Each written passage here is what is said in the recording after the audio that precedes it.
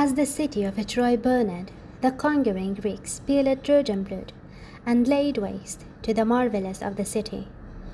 But as well as looting and destroying, they took prisoners, hundreds of prisoners, and carried them back to the Greece to work as slaves.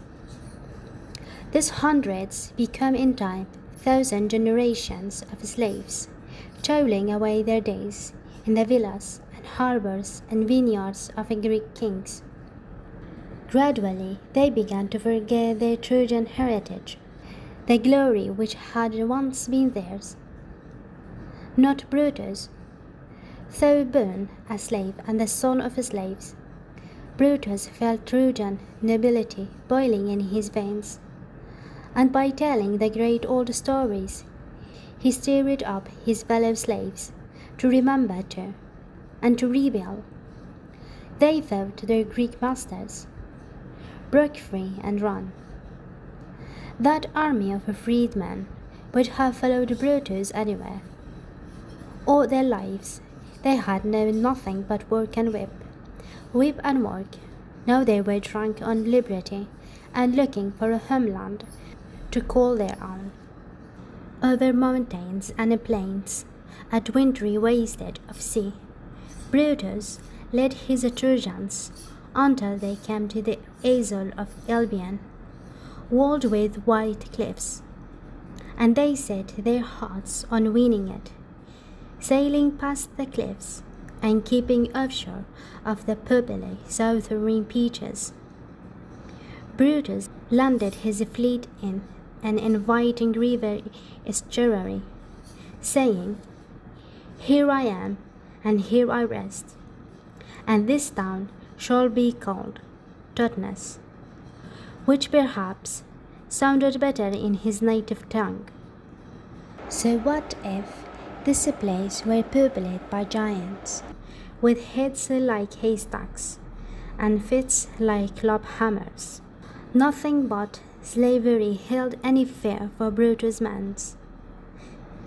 They were warriors, with warrior blood in their veins, whereas the giants were merely big, with fewer brains for all the size of their heads. By cunning and by military might, the Trojans drove back the giants until, like bees trapped in a bottle, the lust and fire-cast were contracted all in one narrow isthmus of the island in Cornwall. Largest and most ferocious of them all was Gogmagog. His temper was as hot as lava, and his belch as loud as erupting volcanoes, and he stomped so hard that the Cornish rocks under him were compressed to shiny tin, though they had been felling giants like so many trees. Even the fearless Trojans swallowed hard at the sight of Gogmagog dancing on the Cornish hills, wielding his blunt stone hammer, singing out bloodthirsty recipes for Trojan pie. Now, in these days, butter will not scrum of punches and blows, and the victory going to the only man left standing. Lone champions did battle on behalf of their armies, but who could wrestle Gogmagog and live? Only Corinus was willing to try. "I'm ready," he cried, stripping off his armor and rolling up his sleeves. "I will fight him."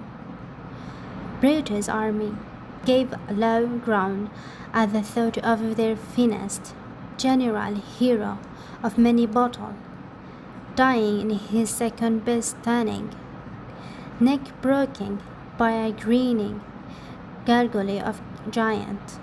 But the message went out, shooted in at every cave door and down every rabbit hole. Corinus will fight Gogmagog, if he dares to show himself. As the sun rose next day, high on headland, like a lighthouse, signaling danger, A dark shape loomed up against the brightness of the sky. Gogmagog, the giant, picked up a cow and ate it, throwing the bones into the wind so that they, scattering among the ranks of the Trojans.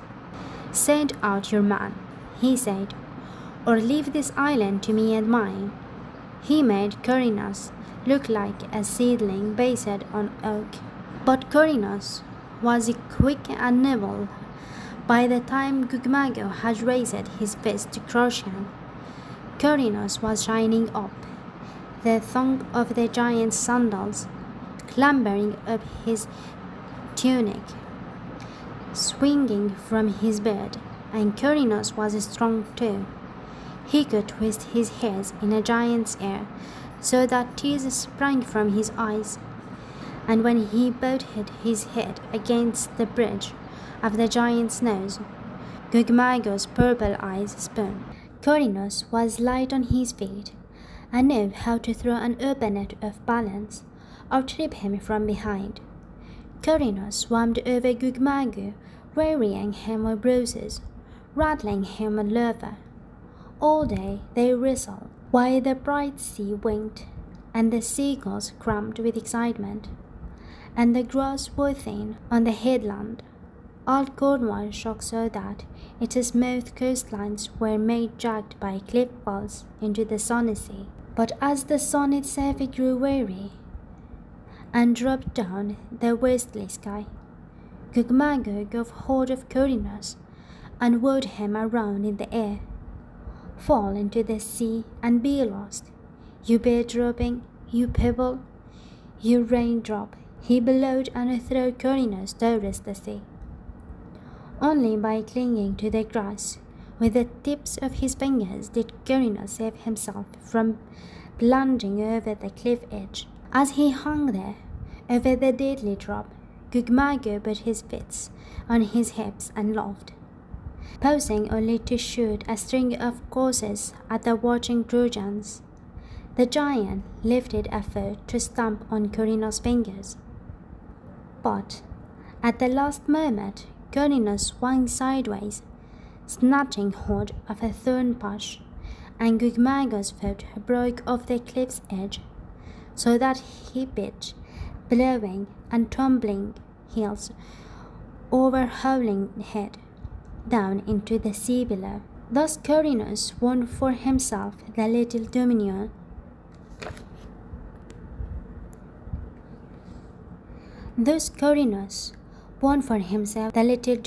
Of Cornwall, and Brutus Trojans, the whole realm of Albion, the smaller female giants creeping out from their homes in caves and potholes, and the mouldy balls of ancient trees, pleaded piteously for their lives, and the Trojans, lonely for wives, buried them and bred a race of hard-working, deep-digging, tall-tale telling sons.